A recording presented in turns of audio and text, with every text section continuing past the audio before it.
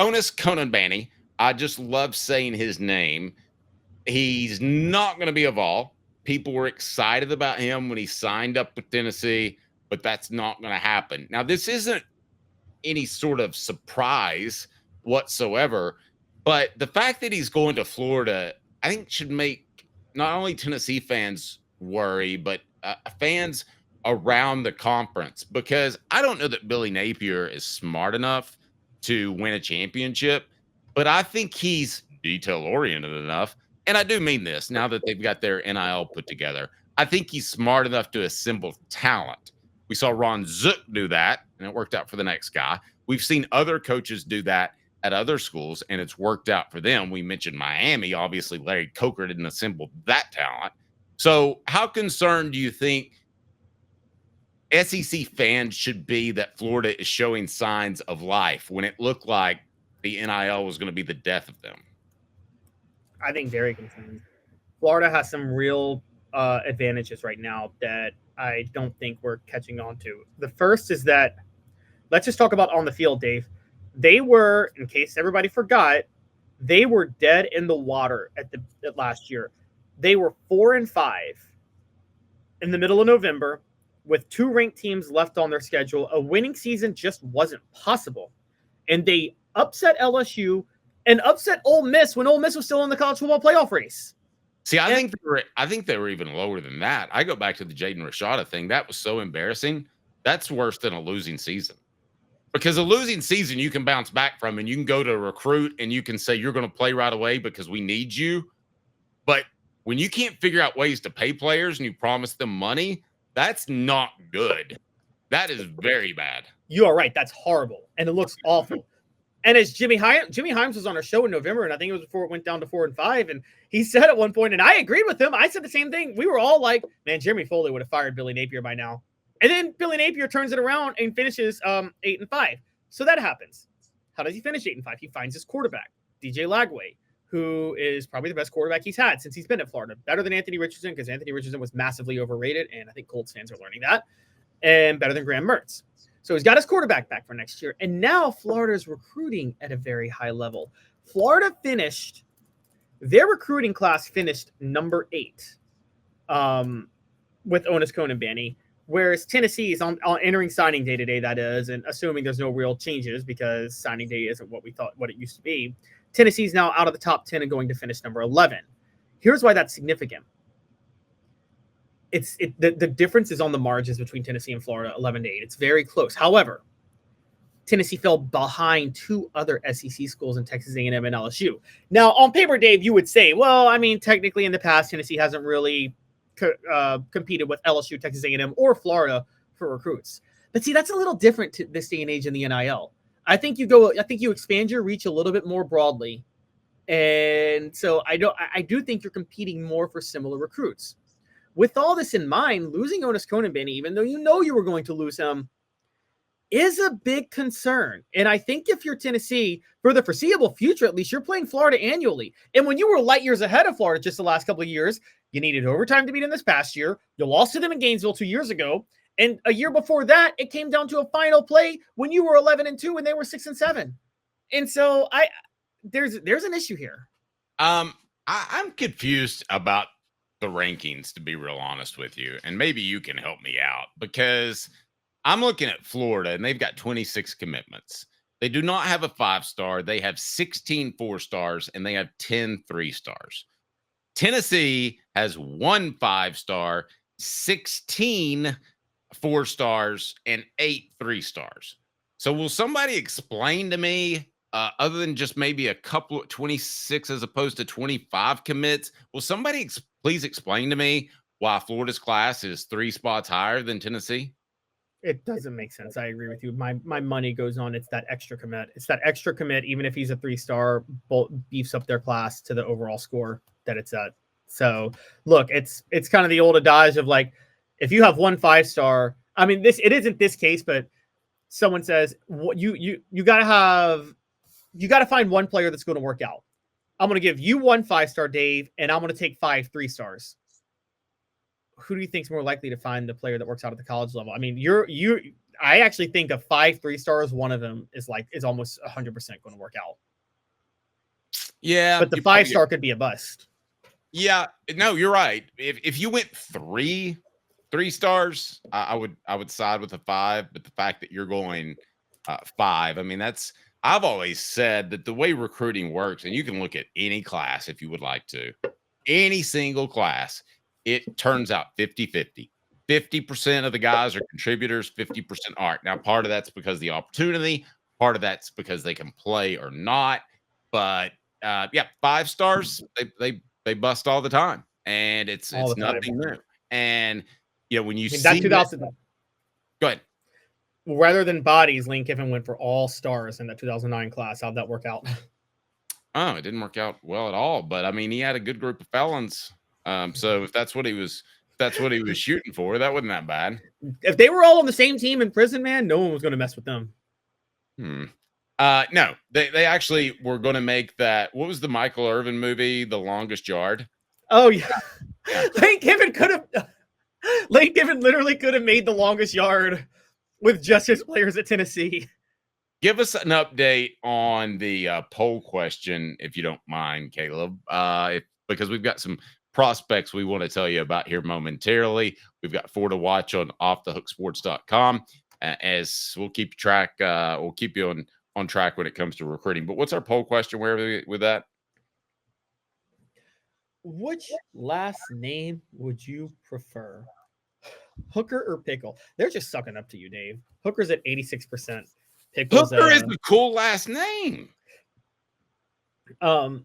Steve Sullivan, I did not know that. I don't want to share it, but I cannot believe when we're talking about terrible names. Wow, poor Pat Summitt's father. But what was Pat Summitt's father's name? Remember, her maiden name is Head, Pat Head Summit. Oh, Pat Summitt's father's name was Richard. Okay.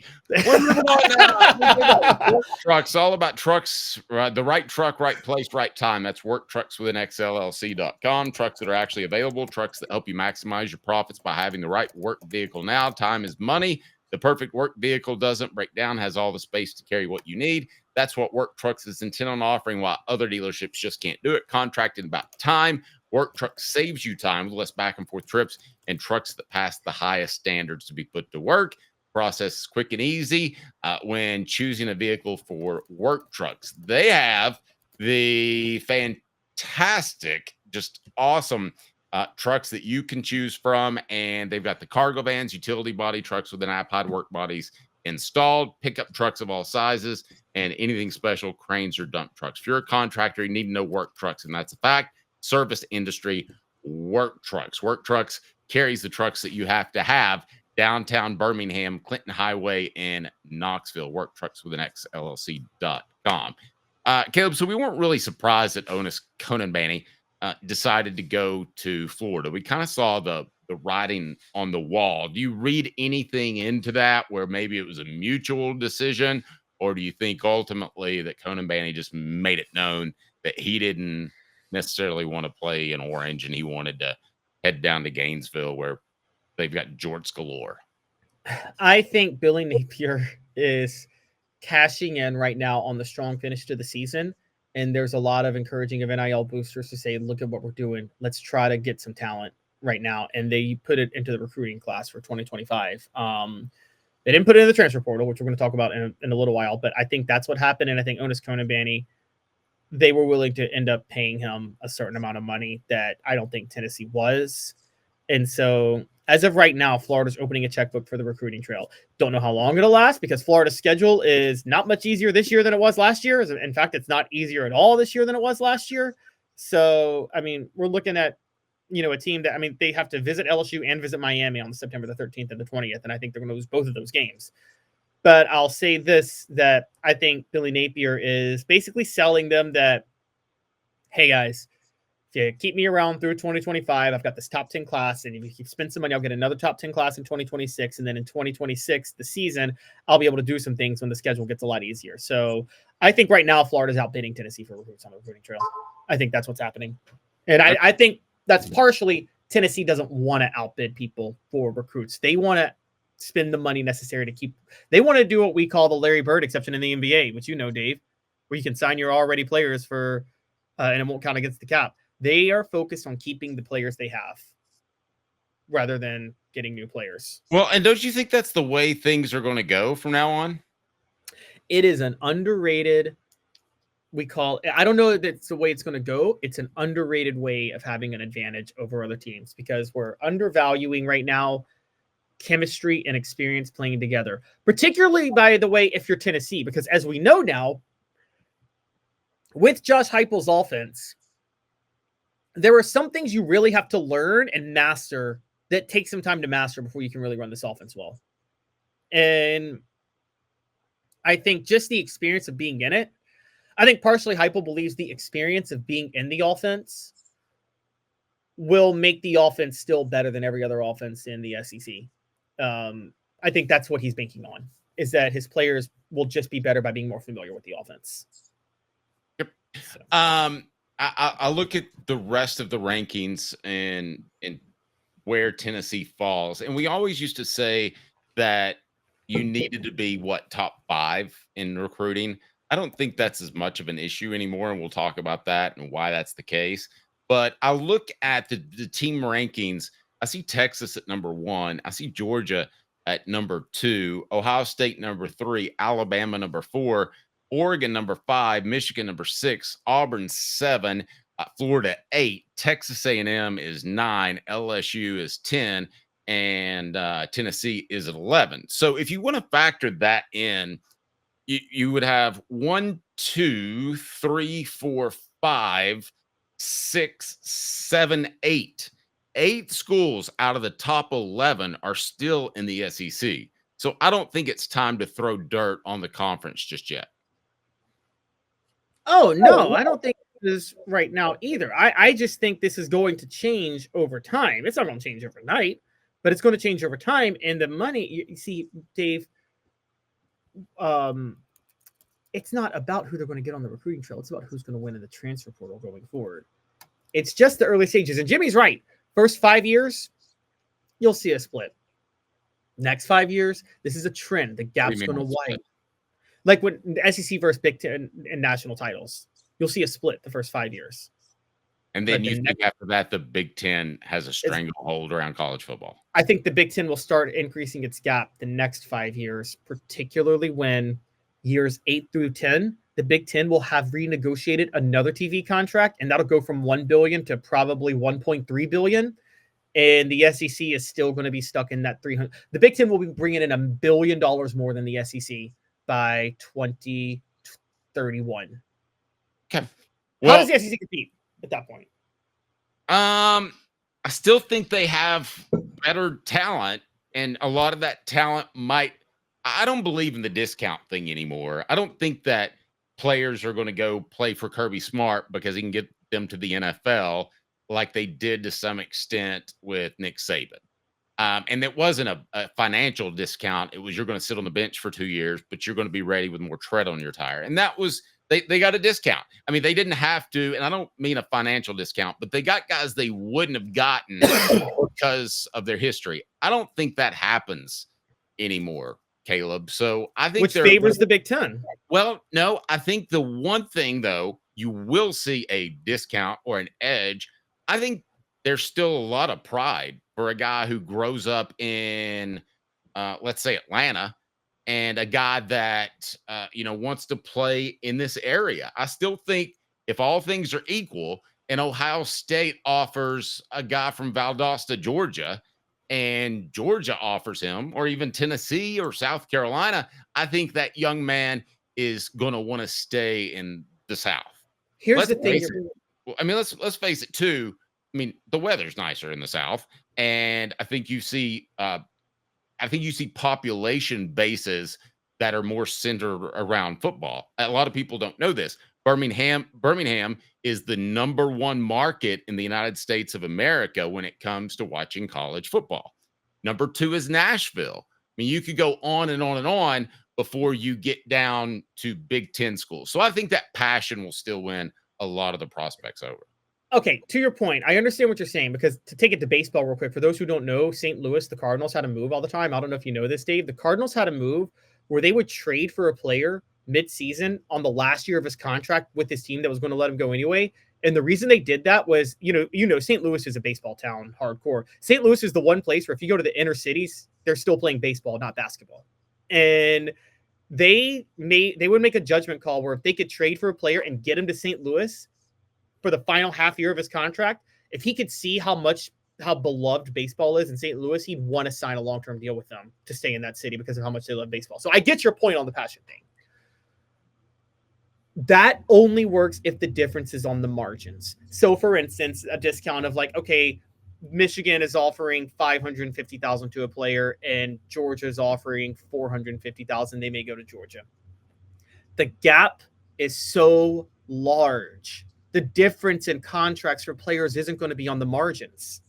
The difference in contract for players is going to be, you want $1 million to go to Michigan or Wisconsin, or do you want $300,000 to go to Georgia and Alabama? There's not a player in the world whose pride will outweigh taking that $1 million.